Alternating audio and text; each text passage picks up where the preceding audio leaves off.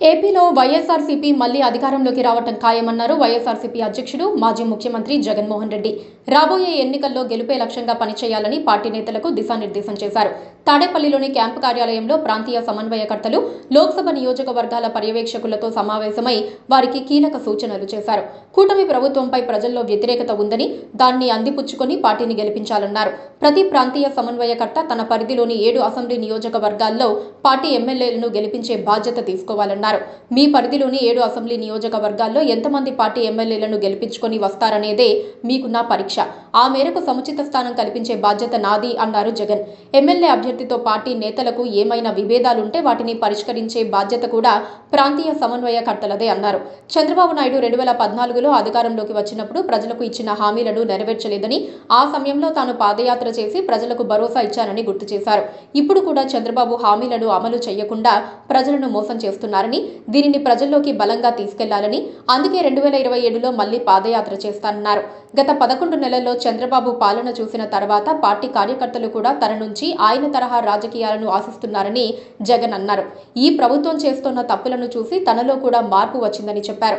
రాబోయే రోజుల్లో పార్టీ కార్యకర్తలకు ప్రాధాన్యం ఉంటుందని, జగన్ 2.0 వేరే విధంగా ఉంటుందన్నారు.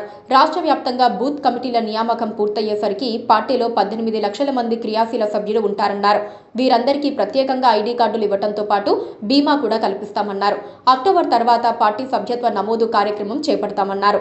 పార్టీ శ్రేణులందరూ కష్టపడి పనిచేయాలని, వారి బాధ్యత తనదేనని జగన్ భరోసా ఇచ్చారు. ప్రతి గ్రామంలో పార్టీని బలోపేతం చేయాలని, గ్రామ కమిటీ, బూత్ కమిటీ, మహిళా కమిటీలలో ప్రతి కార్యకర్తను భాగస్వామ్యం చేయాలని సూచించారు.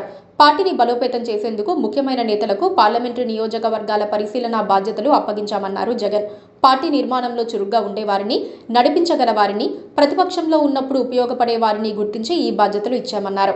గత 11 నెలలుగా పార్టీని బలోపేతం చేయటంపైనే దృష్టి పెట్టామన్నారు.